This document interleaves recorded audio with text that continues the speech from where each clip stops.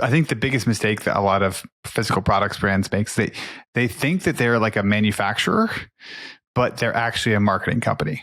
Welcome to Honest E-Commerce, a podcast dedicated to cutting through the BS and finding actionable advice for online store owners. I'm your host, Chase Clymer, and I believe running a direct-to-consumer brand does not have to be complicated or a guessing game. On this podcast, we interview founders and experts who are putting in the work and creating real results. I also share my own insights from running our top Shopify consultancy, Electric Eye. We cut the fluff in favor of facts to help you grow your e-commerce business. Let's get on with the show.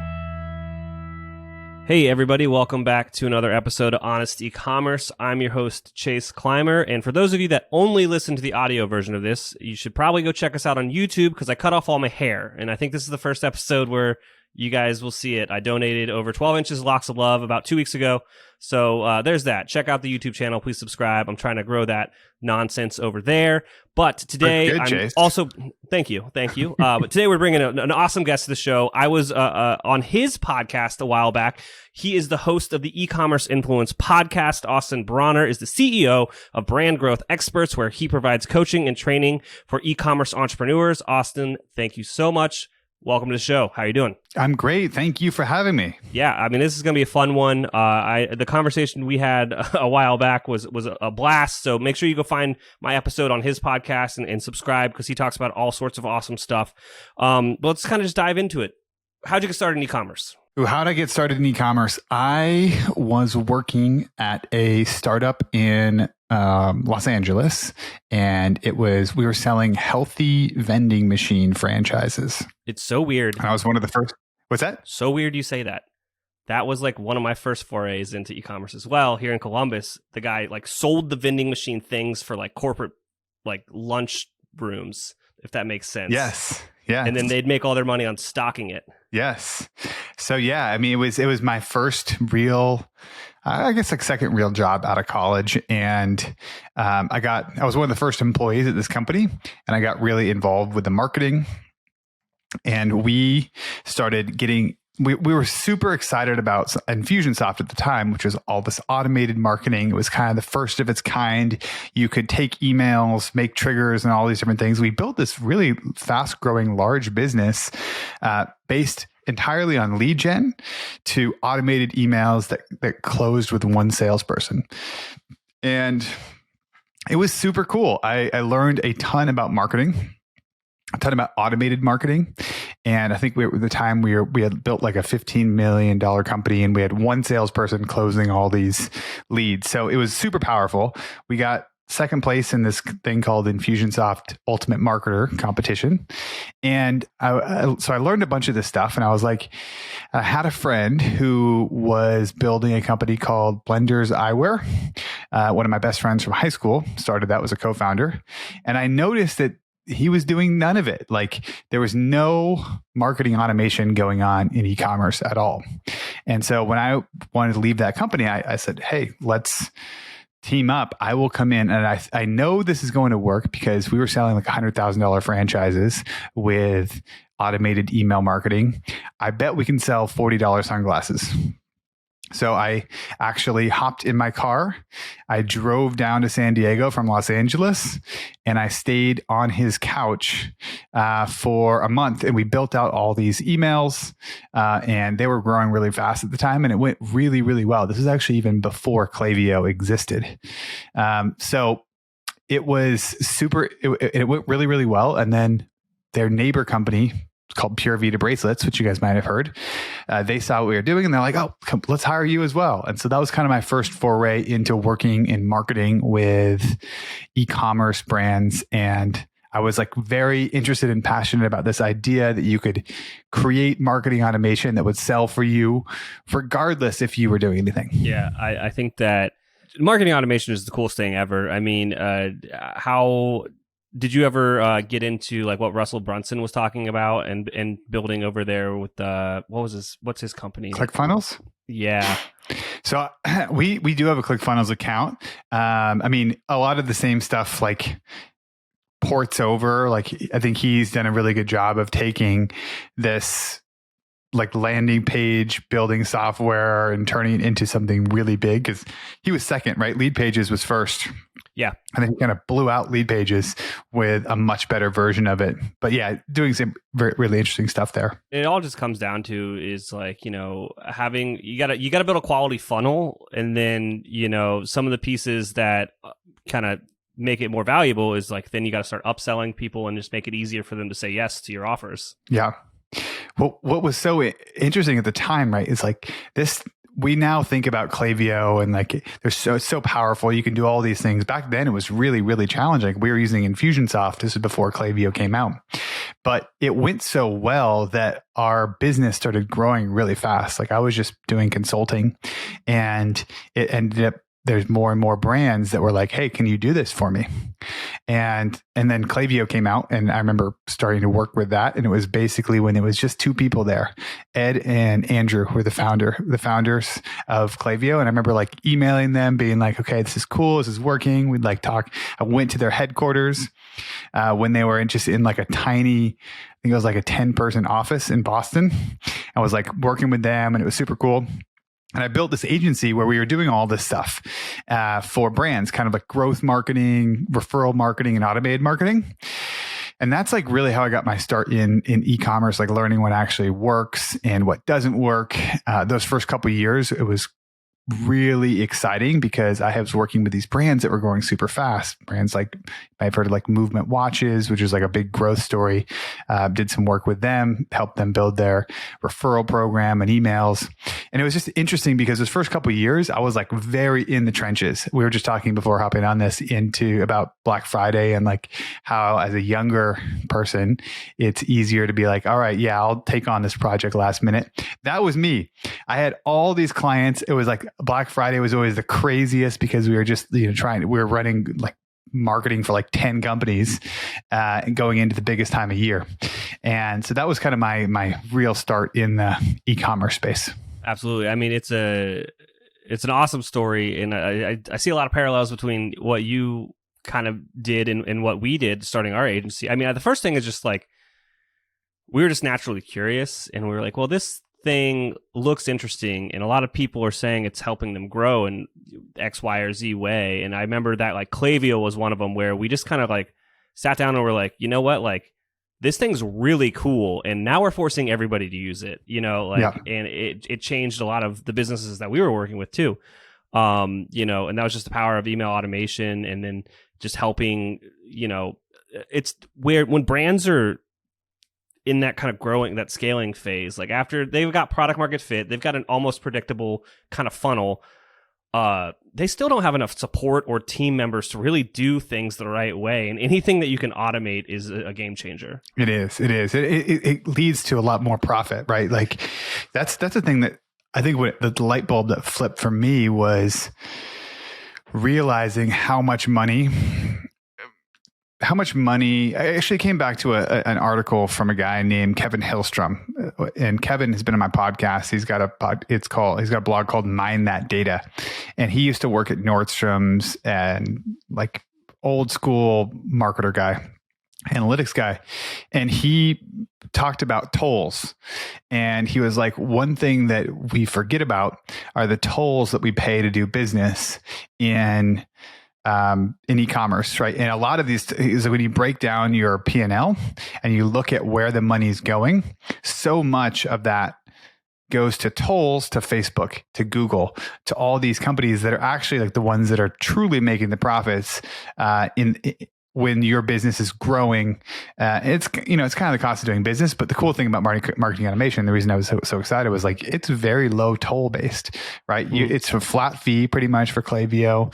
You can send almost as many emails as you want. Your performance is not tied to their profits, right? Their profits aren't tied to your performance. That makes sense. Oh, absolutely. And I think it's one of those things where you start talking about things like owned marketing or retention marketing. It's just how much more profitable those types of marketing efforts are versus, building a business on rented land. If you're kind of doing an Amazon play or your whole acquisition strategy is paid traffic.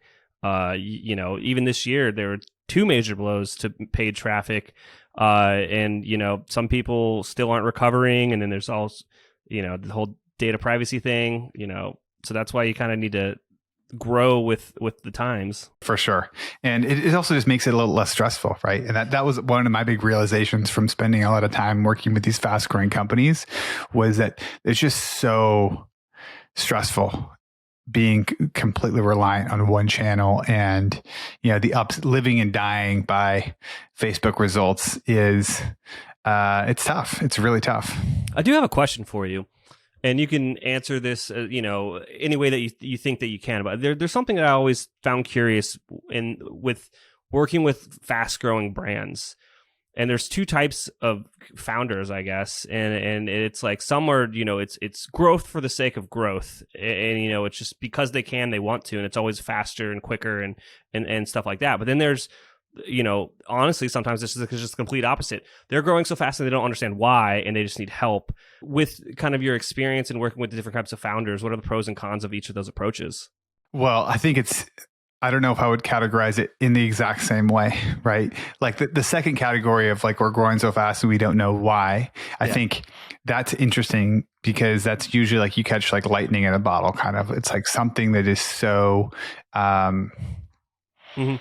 perfectly timed. Like one of my good friends, Anthony Gustin, started a company called Perfect Keto, and he was already in the keto space before keto became a thing. He already had a product, and it just happened to time that he was, they were the first ones to launch and the first ones there on the upswing of the biggest diet trend in the last like 20 years. And so it was literally like, holy crap, we're just growing so fast. We got to just keep the wheels on the bus. On the flip side, I think, partly the mindset of somebody who's just like, we need to grow faster. I think that often happens maybe when they don't catch lightning in a bottle necessarily, and they're trying to figure out, they have something, but it's not exactly flying off the shelves, right? Like, or maybe it is growing quite fast and they're not satisfied. I don't know. Between the two of them, like pros and cons, I think ideally you catch lightning in a bottle and you solve your demand issue right away, because again, that's the hardest thing. Right, selling is going to be the hardest thing, and then you can solve a lot. You can kind of control your own destiny on the back end of how fast you actually want to grow. So, that's ideally you find something that's just unlimited demand and you hit it at the perfect times. Timing is so important with all of these companies. I think the biggest change that I've seen from back when I started working with these companies like 6-7 years ago and seeing the fast growing brands back then it was easy. Well, back then all you had to do was you kind of had to be first, right? So a lot of these companies, it was like, we're the first ones to do it online. Yeah. And that was a differentiating play. Now it's not a differentiating play. Just being first is not enough, right? We've gone up the hierarchy of like marketing needs. So it's not like we're the first direct to consumer. That's just not even that really compelling anymore. And now you have to think it's a little bit more of a sophisticated market, and that makes it more challenging. It's still a bigger market, but it can be more challenging. Absolutely. So within those two terrible kind of analogy types of founder, you know what I mean? There's a lot of people out there that are just getting started. What would you say would be the attributes of a founder that will most help them be successful? So I'll flip it and I'll say the two types of founders that I have seen, the two that I really recognize are, there are some people out there who have a little bit of like, I would describe it as a zero-sum mindset. And it's interesting because I've worked with, at this point, hundreds and hundreds of e-commerce founders. And what I've noticed is there's basically two types. And one type, they both can grow really fast, but one makes it really hard on themselves and one makes it easier on themselves. There's kind of the zero-sum side. And that often comes up when people who are really worried about competition. I remember I launched I have this thing called the Brand Growth Accelerator, which is like it's a cohort group of businesses that all go through it together. And the whole idea is that after you go through the accelerator, you'll have a system to run your business. And also you'll have a community of other people that you know that are going through it at the same time. And I talked to some person, she had an incredibly fast growing business, and she was like, nope, I won't do it. I don't trust anybody else. Yeah. I don't trust any other founders. I don't want somebody to like see what I'm doing and then rip me off. Meanwhile, she's doing like a couple $1 million. It's like, it's not that easy to rip off a couple $1 million brand like that. But that mindset makes it really hard, right? For her to be able to have really big success. And you flip it over to the other side. And I interviewed the founder of Pure Life Organics. They do, I think, like 60 to 90 million, somewhere in that range. And the mindset is completely different, right? He's like, I'll never miss an opportunity to invest in connecting with other founders and learning what they're doing and sharing an unlimited amount of my knowledge, because it's not zero sum, right? Like, they're not taking your sales away. Yeah. There's more than enough for everybody. Yeah, it's an abundance mindset. An abundance mindset, right? Yeah, exactly. That's a fantastic way to look at it. And that's to me, that is the biggest difference that I've seen between people that make it easy and people that make it hard. And you definitely, and that actually connects to so many different decisions in life, not just in business and whatnot. Absolutely. No, that's really fun. And I'm probably going to dive more into that in the future, especially when talking about the types of clients that our agency wants to work with. Like, let's be real. There is one of those that's more appealing to me. For sure. Right. We've all had the experience being on the service side of having somebody who, we have to fire a client, right? I remember the first client I fired, the first experience with that, I woke up with 15 text messages, about, there was some issue with an email that went out, but it was like from 4 a.m. to like 7 a.m., just a barrage of text messages. I was like, okay, you've made this very easy on me. It's over. Yeah. So let's fast forward to now. How much kind of direct consulting are you doing with brands these days versus, I know you're doing a lot more coaching and training of entrepreneurs, which is a little bit different than like a more traditional agency play, I guess. So yeah. What does it look like these days? What's the day in the life? So a day in the life, we have basically two things that I'm doing, or I'll say three things that I'm doing. One of them is continuing to grow something called our brand growth membership. And that's a community of people who run e-commerce brands, and they have a growth mindset, and they want to learn what has worked for other businesses. Our whole idea at our company is that we go and we interview people like on my podcast, like you're doing here, and figure out what are people doing? What's working right now? What's the playbook that's actually providing results in 2022? And then break that down into ways that people can install it in their business. So that's a lot of what we're trying to do, is just help people be able to make it easier to run their business. And so I've got this membership. There's about 300 members in there, and they're helping each other. It's like a forum. And then we have also our whole platform where we've got all these different like trainings and templates and stuff that you can use to install in your business. A lot of the content from that comes from my interviews. So we put a lot out in the podcast. It also comes from working directly with clients. Like I mentioned, we've got something called the Brand Growth Accelerator. And that's a cohort program. It happens a couple times a year.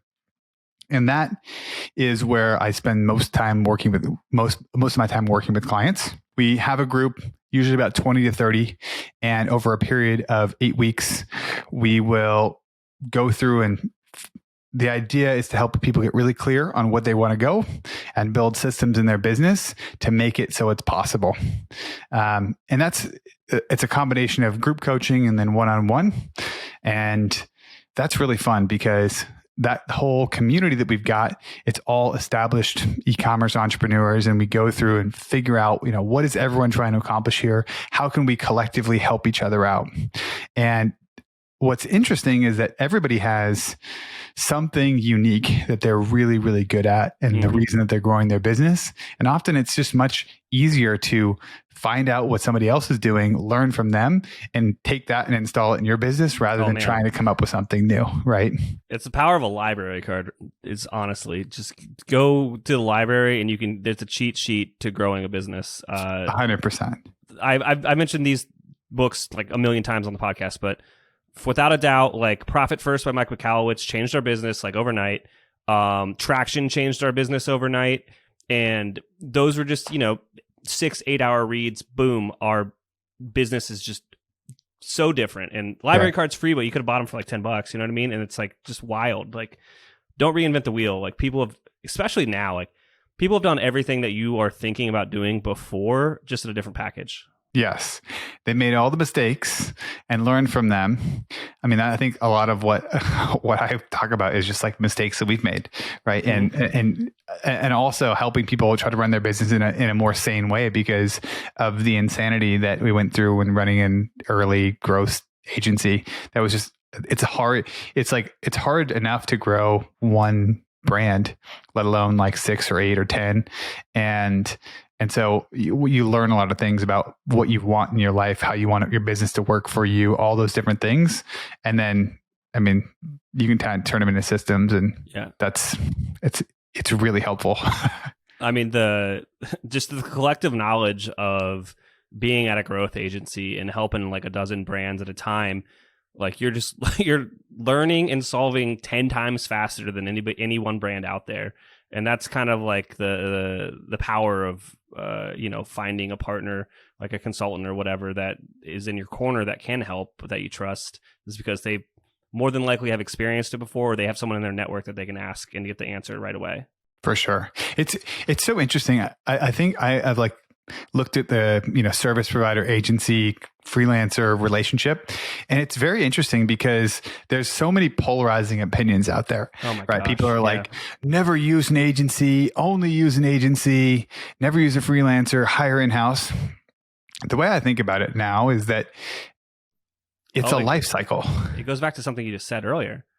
It's an abundance mindset versus a zero-sum mindset. Yes. That's very, very important if you're going to have success there. And also, almost every relationship has some sort of a timeline on it, right? So what will help you early on might be a freelancer, right? But if your business is growing, there's going to be somewhat of a timeline on that. You're probably not going to work with that freelancer forever. So it's okay to think about this as like, in this moment, it's okay to have this person can help me right now. But maybe as you grow, now you need to transition to an agency because the freelancer doesn't have enough time to dedicate to you. That's okay, right? All these things, it's not like the freelancer is bad or good and the agency is bad or good. It's just at this time in your business, this is what you need. And if we can step back and realize that that's the most important thing, it makes it a lot easier. Yeah, I think about things in like the business life cycles. There's like 3 extremely like easy to pinpoint stages, but then there's obviously like just minutiae of like other things in the middle. But it comes down to, there's your startup phase where, depending on, you bootstrapped or not, you have investment or not, like your budgets are really going to impact whom you can partner with to work with on certain things. And you get what you pay for, and that's the truth. And then as you kind of move through that startup phase and you figure out product market fit, you then move into like the scaling phase of things. And this is where, you can kind of afford whoever you want, really. But, there are pros and cons to each of those things. And I think that one thing that a lot of people that like to work with agencies like to have like one point of contact to like handle anything that they don't want to do. I think that's something that a lot of agencies do, is they find a way to kind of do a few things really, really well and cross-sell it and be a good partner for, in that scaling phase of things. And then kind of the third one that's like super obvious is like, as you kind of grow as a brand, I would say even like if you're over like the 10 million mark a year as a brand, you're kind of getting into like enterprise territory.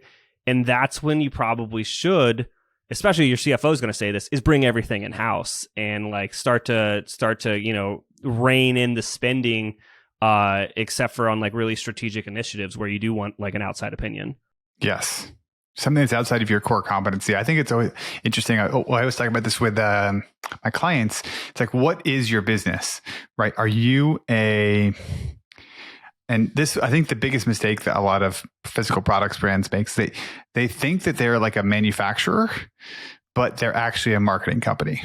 Yeah. And so they think because they have products and they maybe do a little bit of, they're developed somewhere and they're selling them, that they are a manufacturer and that's the most important thing. No. The real most, like 90% of the direct to consumer businesses out there, the most important thing is marketing. And that's where, maybe you can have a 3PL, but you need to make sure that you're not outsourcing your most important channel. And that's where I'll often, with like Facebook agencies or Google agencies, whatever one's your most important channel, it can be really hard to have success if you are going to outsource your most important channel, unless you've already figured out what works exactly and you're just trying to speed up the volume. Yeah, I think that in that regard, I think there's something that also needs to be kind of differentiated is like, I think a lot of people have failures with outsourcing, especially Facebook and email is the creative side of thing. I think that's really, really hard to outsource. I think that a brand needs to keep the creative element of it in-house, and the more execution and strategy can be kind of a partnership between you and another agency. But they're not going to have that vision of the product like you do to create the assets that you need. Like, yeah, that's something that you got to kind of really build those systems internally. And it's just not going to work. Yeah. It's not going to work until you're like way up, maybe at a level where you know exactly what's already worked. You've got all your SOPs and you know how to sell perfectly. You can possibly outsource that, but that takes a long time. And most people listening are not in that spot. If you're struggling with scaling your sales, maybe Electric Eye can help. Our team has helped our clients generate millions of dollars in additional revenue through our unique brand scaling framework. You can learn more about our agency at electriceye.io. That's ELECTRICEYE.io. Mesa is the Shopify expansion pack to level up your brand. By turning all your internet-connected apps into your business epicenter, Mesa can lighten your workload and tame the day-to-day chaos of running your store. Join other successful brands that have learned how to balance clever workflows with a solid infrastructure to get more done without more overhead. Whether you need to order data in Google Sheets, products on Etsy, or customers added to HubSpot, Mesa has you covered. Peace of mind is right around the corner when all your apps are working seamlessly together.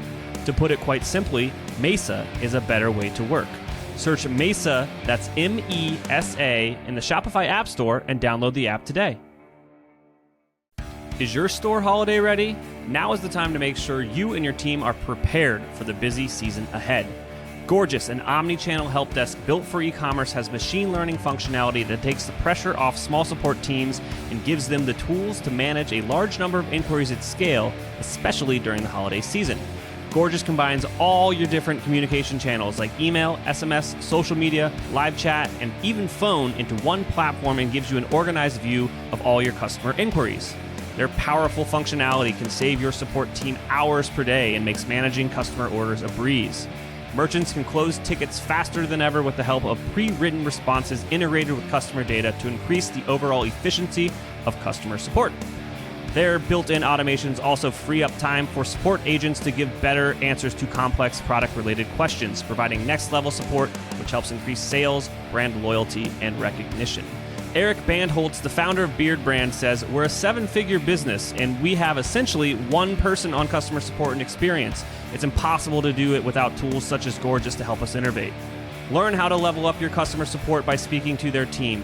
Visit gorgias.grsm.io/honest. Mention this podcast when you sign up to get 2 months free. That's gorgias.grsm.io/honest.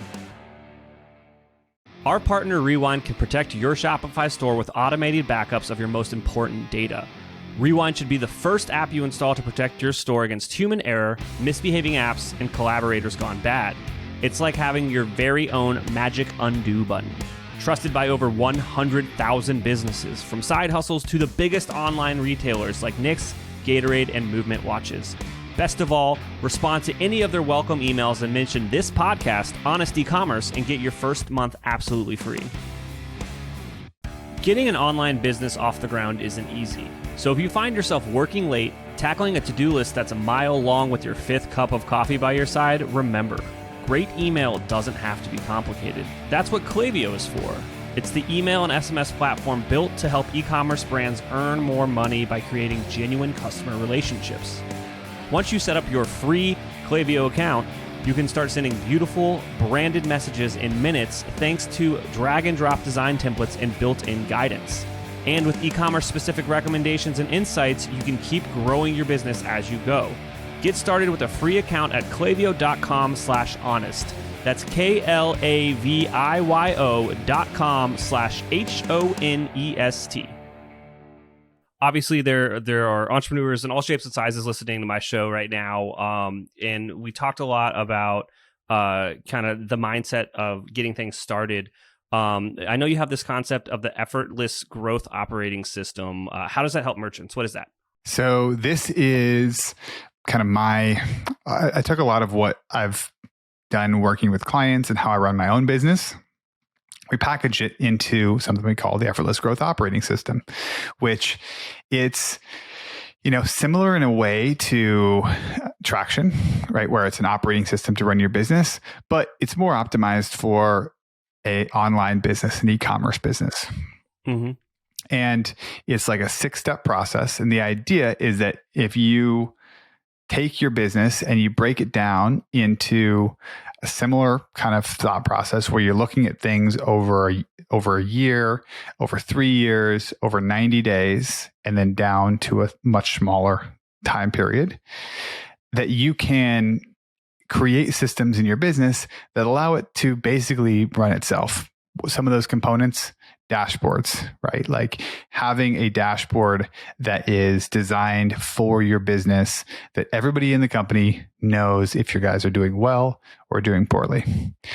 That's something that needs to be created to make it easier to run the business. Having a clear vision of where you're going, right? Having a vision that's very clear so everybody in the company knows where you're going over 90 days, over a year, over 3 years, and this path to get there. I think often, like, one of the biggest mistakes that people make is not doing enough reflection about where they actually want to go before going in it, like taking massive action. So my whole belief is that less just immediate massive action, more setting the sails in the direction where you want to go. And we have a kind of a process of how we think about that. It's like, it starts out by asking yourself a lot of questions, journaling, kind of preparing for what you actually want, and then turning that into a vision for your team to be able to actually align behind. Once you got that, then it's breaking it down into putting people in the right roles for their business. So understanding what you actually need as a company, and realizing that you need somebody in marketing, but what does it actually mean? Is there somebody who's responsible for marketing, then somebody who's actually doing the marketing? Is there somebody who's, breaking your company down? Look, a small company has a lot of different roles that they need to be filled. And you may have lots of people sitting in these different seats, but it's important to be able to visualize that. So it's a system for creating easier growth in your business and being able to, you can't really take your hands off all the knobs until you know where they are, and everybody knows where they are, if that makes sense. Now, is this something that you are walking the members of, like, in these cohorts through? Yeah. So if you join the membership, you get access to it, and you can go through all the trainings, and basically the idea is over like 3 months, you should be able to install this in your business and start running your business in this way. And the idea is that if you install it, you go through all this, and you go through my reflection process, you figure out where you are. Then you create a vision for where you're going. And then you get like super clear about who's going to help you get there, that it's going to make it a lot easier. It's made my life a lot easier. The amount of time I spend running my business today versus 3 years ago, it's probably a third of the amount of time. And that's been basically the same for all my clients. It's just the ability to take things away that are the ability to delegate things and also find out what's really important to you. Back to your point about some business owners who are just like, I want growth. Well, why do people want that? And it's usually because they're not clear about what they actually want, or not clear about where they're going, right? And we're seeing a lot more exits now in the e-commerce space, which is really exciting and really cool, and something that 6-7 years ago just wasn't happening. But what's exciting about that is that if you really get clear about where you want to go, about how you want to sell your business and all those different things, there's an opportunity to actually get there, and it might not include growing revenue. It probably doesn't include growing revenue as fast as possible, right? Like every single person that I've talked to who sold their business it was not about how fast that they grew their revenue. It was how fast they grew their bottom line. And that also often doesn't mean like, Facebook ads at all costs, right? Which can be which has been a strategy that a lot of people have followed. Yeah, for a while. No, it's really interesting. It's funny. I spoke with a gentleman the other day, and he was explaining how they got there when they got there, right? And they've made it's really amazing business, and they're not looking to sell really, but it's interesting to talk about and figure out like why he should sell. And you like pitched me on this, why do you want to buy this, what do I have that's so cool? And I just think that kind of perspective on things is just getting a business to a point where you can sell it, and it's just up to you whether or not you're done having fun is like super enticing to me. Yeah. Well, also I think to get it to package it that way, it makes it so that it takes off a lot of the burden. Somebody wants to buy a business that's well run. They don't want to buy a business that's poorly run.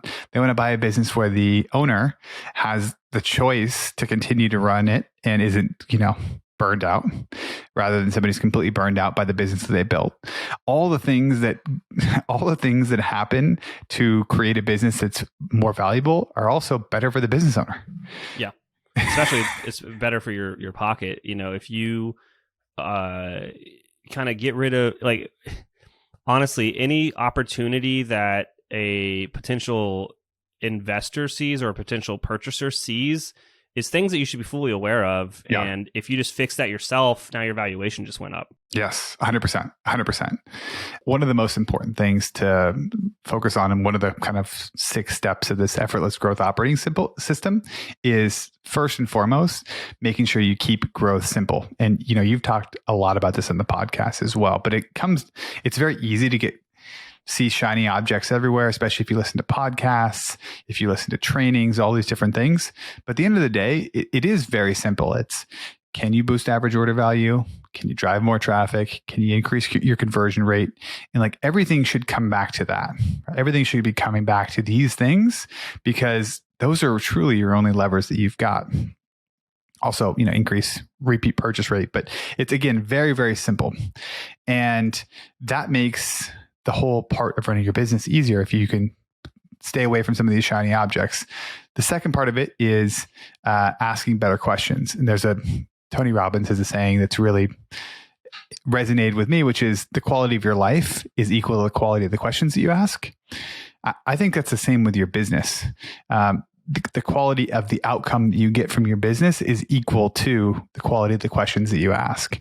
And so when I was talking about doing some reflection and trying to figure out like what you're looking for in your business, you're talking about building it in a way that you can choose to sell or not. I think that's a really good way to think about it. But getting really clear about what's working, what's not working, getting kind of grounded in reality is important, because you don't want to be, the biggest mistake that I see people make is that it's not being realistic about where they actually are with the product. You can be totally unrealistic about where you want to go. I think that can be okay.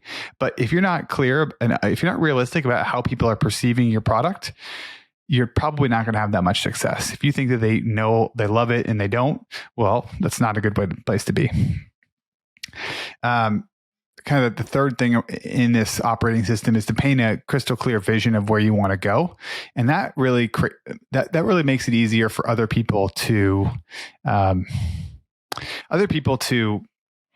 join you, right? And there's a Cameron Harold who ran 1-800-JUNK. He wrote a book called Vivid Vision. He talks a lot about how, as entrepreneurs, we have this vision in our head of where we want to go, and it's like we're like laying bricks basically ahead of us, and we're laying bricks fast as we continue to move forward. The problem is that often nobody else sees where those bricks are going and where you're going to be laying them. If you take the time and you actually get super clear about what it looks like, then other people can help you. Other people can help you get there. So that's kind of the third step, is like getting really clear about that, laying out in front of your team. The fourth is focusing on just one goal at a time. Another big mistake that I have seen and committed myself many times is, over a 90-day period, committing to like 3 to 5 big goals, right? And especially with a small team, if you just have, I think you should just focus on one thing a quarter. That's a big thing to move forward, right? Other people can have smaller little things that they work on, but like one overall vision for what you're going to do, one like big milestone to move forward a quarter. I think that's been very successful. The fifth step is assembling your championship squad. Back to abundance mindset. I believe wholeheartedly that you should try to bring in the best people that you can possibly work with, because it's going to make your life so much easier, whether that's in-house, whether that's an agency or a freelancer. Like, you got to attract the best people. So many people spend a lot of time trying to sell their product, but not selling their business. And what I mean by that is, like, you want to have like a clear, compelling story for your business so that people are attracted and want to come work with you. Basically, when it comes to hiring a team member or hiring an agency or a consultant, a freelancer, whatever, you should honestly spend as much money as you can afford, because the returns are going to be directly correlated to your investment in a sense. I'll let everyone in on some things. A growing pain of the agency was hiring juniors before we really could. If you have a team of less than 10, so it was like 1 to 10 full-time employees, whatever job you're hiring for, the person has to have done that job before somewhere else, been trained somewhere else, and know exactly how to do what you're hiring for them to do. You cannot teach somebody how to do a job in a startup. That's funny. I have a completely opposite philosophy. Oh, yeah? Yes. I'm not as worried about hiring people early on that are that have done the job before. And the thing I almost always look for is just the most talent. Yeah. And then do training. But that's also kind of a philosophy around our business, that we want to help people. We want to it's about training people, right? And we're like, okay, we've got all these things to train people, and it's interesting because I think both of them work, right? Like, both of those things can work, but you have to be clear with your philosophy. Don't like you have to, which is exciting to talk about this, because we have a philosophy, you have a philosophy. It doesn't matter what your philosophy is if you stick to your philosophy. Yeah. I mean, I guess the where I'm coming from is I've made the mistake in the past, and we realize that we have so much going on. We don't have the time to train as well as we should to help juniors level up in their careers. And that's just something we realized as an agency. I think in an agency that's actually pretty accurate, especially if you're growing super fast, because it's freaking hard. There's so many moving parts. Yeah, there are, and it's just a mistake was made, and we learned from it, and now we're hiring lead devs and things like that, and we built out a whole bunch of SOPs and frameworks and efficiencies along the way that we can teach people as they join our team. But it's as a founder, trying to distill out all the information of how you'd make decisions to a junior isn't the best use of your time. You should hire someone that can do the things because they have the experience, and you just give them the vision of where you want them to go. Be like, this is what the goal is. Don't delegate a to-do list. See, that's the difference there, is with like someone that is younger in the in their career, you'd be delegating a to-do list, and they wouldn't be learning or creatively thinking and problem solving how to do it themselves, or a way that might be more efficient than the way that you're thinking about it. As opposed to with someone that is a more senior in their career with whatever kind of subject matter expertise we're talking about, you can be like, look, you're going to go build our pilot CRO program. We know you've done it for the last 3 years. Yeah. I'll talk to you in 3 weeks. Let me know what you come up with. Yeah, man. It's interesting. I definitely, from anything technical, no hiring of juniors. That's worked out very poorly. We need somebody good, and you hire like a brand new designer. Generally not, or developer, generally not good. But yeah, it's interesting. I think I'm of the same philosophy that like you want to get the best possible people that you can and figure that out, because they're going to directly help you have success in your business. Like the quality of your company is going to be highly correlated to the quality of your team. And it's interesting when you hear people complaining about their team, or, oh, I can't get people to do anything. Well, that's on you. Like that's that at the end of the day, it comes back to whatever process that you went through hiring. I think for me, one thing that has been really helpful is never skipping the process. All of our all the hires that did not work out, I won't say bad hires, the ones that didn't work out, it's always been because they skipped the process that we have. What's funny is that is completely true with bad clients too. Anybody that wants to skirt the process, yes, the vetting process of becoming a client, discovery's dumb, all that stuff, like it never works out. It never works out. It never works out. And it's one of those things that, back to like the philosophy, I think we have a hiring philosophy of trying to attract people with lots of talent and train them. And I think that works out super early. When you're really small, it's worked out well for us the first couple of hires. But also we have a process to like weed people out throughout that. It's like multi-step hiring process. It's in the membership. You can go take a look at it. But it's a multi-step hiring process that we put people through. And every time we've gone all the way through, we've come out with a great candidate. Every time we've skipped it and been like, oh, we need somebody now, we're going to go for a referral from somebody who maybe we don't trust entirely. It's ended up poorly. Again, back to books for a cheat sheet. The Who hiring process is what we use to build out our internal hiring process. It's great. And I think the key word is process, right? Like it makes it so much easier when you have some sort of process to fall back on. Yeah. And then the last step of this we just call it raise the floor.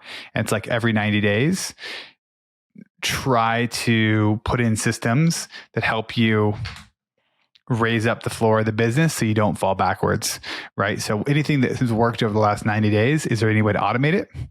If you can, then the business improves and you don't go from that boom bust cycle that is probably the most stressful part of running a business. Absolutely. Man, we went all over the place today. And I hope people, enjoy some of the, behind the screen, like of running a service business stuff that I tangent off to sometimes.